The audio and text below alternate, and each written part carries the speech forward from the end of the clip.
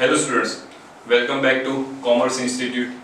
आज से हम स्टार्ट करने जा रहे हैं practical sums of chapter number 1। अब ये जो चैप्टर है वो बेसिकली बोर्ड की एग्जाम में इसमें से जो प्रैक्टिकल सम्स है वो एक ही आ रहा है और वो भी 3 मार्क का।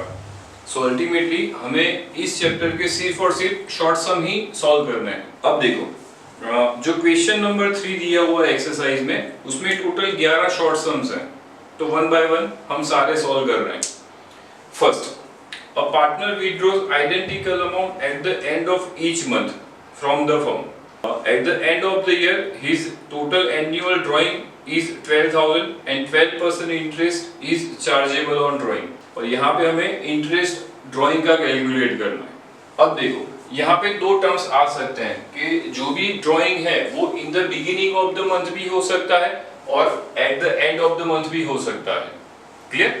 अब कई बार क्या होता है, पार्टनरशिप में ये जो भी पार्टनर्स हैं वो डिसाइड करते हैं, क्योंकि उनको अपना घर भी चलाना है, तो वो लोग डिसाइड करते हैं कि हर महीने हम इतना एक स्पेसिफाइड अमाउंट विड्रॉल करेंगे।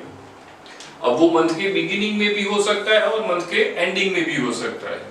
अब देखो, हम ऐसा एज्यूम करते हैं कि उन लोगों ने ऐसा डिसाइड किया कि हर महीने अपने 5,000 का विड्रॉल करेंगे।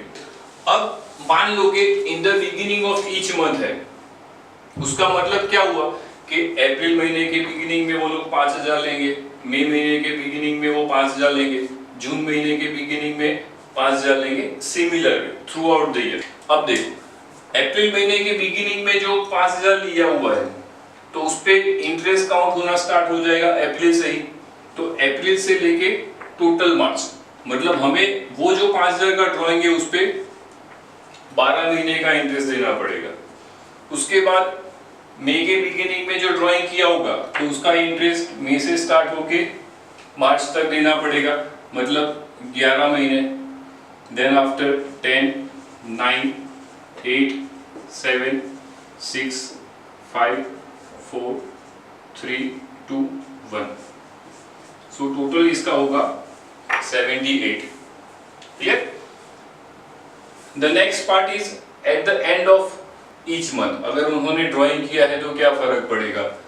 मान लो कि अप्रैल महीने के एंडिंग में ड्राइंग किया है, तो अप्रैल महीने के एंडिंग में ड्राइंग किया है तो उसका इंटरेस्ट स्टार्ट होगा मई से, तो मई से लेके मार्च तक, मतलब 11 महीने का इंटरेस्ट देना पड़ेगा।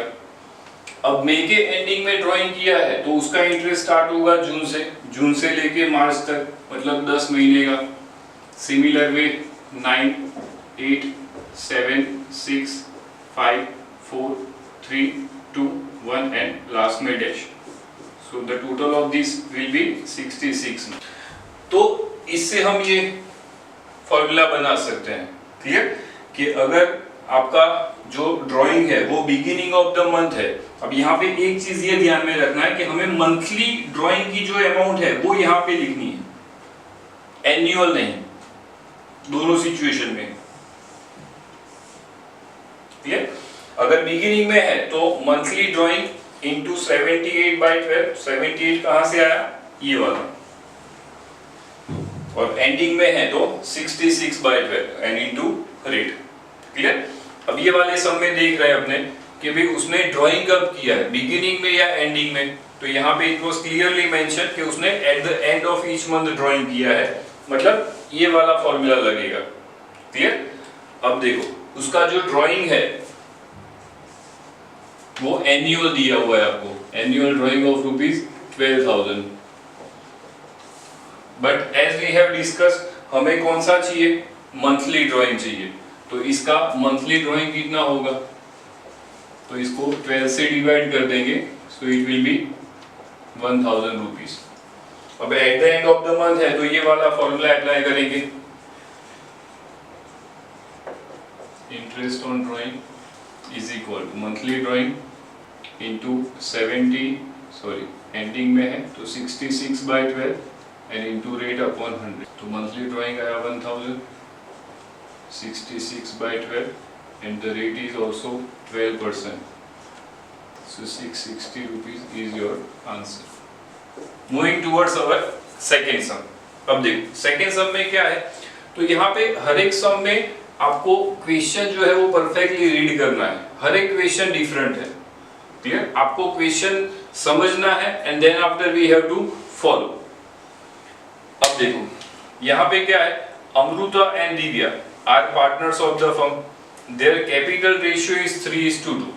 अर्लियर हमने डिस्कस किया है कि पार्टनरशिप डीड में अगर कोई क्लेरिफिकेशन नहीं है, है ना, तो partners will share profit and loss in equal ratio. तो यहाँ पे आपको कंफ्यूज करने के लिए देखो कैपिटल रेशियो दिया हुआ है, पर हमें जब भी प्रॉफिट या लॉस शेयर करने का आएगा तो वो हमें प्रॉफिट एंड लॉस के रेशियो में शेयर करना है, और अगर नहीं दिया है तो हमें उसको इक्वल एज्यूम करना है। ठीक है, तो यहाँ पे ये कंफ्यूज करने के लिए कैपिटल रेशियो देंगे, तो आपको ये ध्यान में रखना है कि हमें प्रॉफिट को डिस्ट्रीब्यूट करना है पीएनएल रेशियो में। क्लियर? अब यहाँ पे वो नहीं दिया है तो हम उसको इक्वल कंसीडर करेंगे। अब आगे क्या है देखो, Amrita is to be paid 8% commission on net profit after deducting such commission. Clear? और यहाँ पे आपको प्रॉफिट दिया हुआ है 96,876 बिफोर चार्जिंग सच कमीशन। तो हम देख लेते हैं भाई टोटल सम में क्या क्या इंफॉर्मेशन है। तो आपको दिया है प्रॉफिट बिफोर चार्जिंग कमीशन 96,876। अब उसमें आपको अमृता को कमीशन देना है 8%, पर ये जो कमीशन है वो ये वाले प्रॉफिट पे आपको नहीं देना है। इसमें से कमीशन माइनस करने के बाद जो प्रॉफिट आए वो आएगा प्रॉफिट आफ्टर चार्जिंग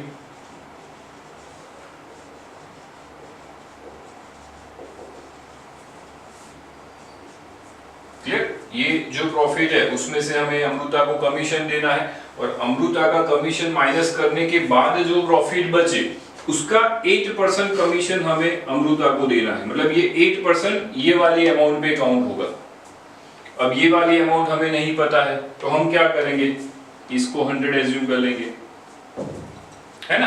अब उसका 8% तो 8 रुपीज कमीशन हो जाएगा, तो ये प्रॉफिट कितना होगा। अब देखो ऊपर से जाएंगे तो इसमें से ये माइनस करेंगे तो ये आंसर आना चाहिए। अब नीचे से जाएंगे तो इसमें इसको प्लस करना पड़ेगा, तो 100 + 8 मतलब 108। सबसे पहले आपको क्या करना है, तो यहाँ पे जो कमीशन है वो प्रॉफिट आफ्टर चार्जिंग कमीशन जो है उस पे है। क्लियर? तो वो प्रॉफिट अभी अवेलेबल नहीं है, क्योंकि जब तक कमीशन माइनस नहीं करेंगे तब तक वो प्रॉफिट नहीं मिलेगा। तो हमको क्या करना है, वो प्रॉफिट को अभी 100 एज्यूम करना है। अब उसका 8% कमीशन होगा। Clear? So it will B 8 rupees. So profit before commission will be 108, है ना। अब वो जो इक्वेशन बन जाएगा, देखो कि भाई ये वाला प्रॉफिट अवेलेबल है, तो हम ऐसे इक्वेशन सेट कर सकते हैं ना कि ये वाला प्रॉफिट अगर 108 है तो कमीशन कितना होगा 8 रुपीज। तो 96,876 अगर प्रॉफिट है तो कमीशन कितना। क्लियर? तो ऐसे अपने सेट कर सकते हैं कि 108:8, सो 96,876 हाउ मच। तो क्या होगा, क्रॉस मल्टीप्लीकेशन होगा 96,876 × 8 डिवाइडेड बाय 108, तो ये आंसर निकलेगा 7176। अब इसमें से वो माइनस कर देंगे, so the profit left is 89,700। अब ये जो प्रॉफिट है वो between two partners Amrita Divya.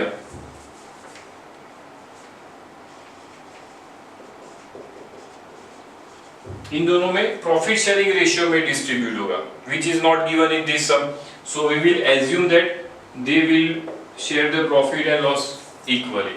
Clear? अब इसको इक्वली डिवाइड कर देंगे दोनों में, सो 44,850 दोनों को मिलेगा। क्लियर? अब आपको पूछा गया है क्वेश्चन में कि टोटल अमृता को कितनी अमाउंट मिल रही है। Clear? So total amount received by Amrita. तो अमृता को क्या मिल रहा है, तो सबसे पहले तो कमीशन मिल रहा है उसको, और फिर प्रॉफिट मिल रहा है। तो कमीशन है 7176 and profit is 44,850 rupees. So total of these two will be 52,026 rupees. So this is the answer.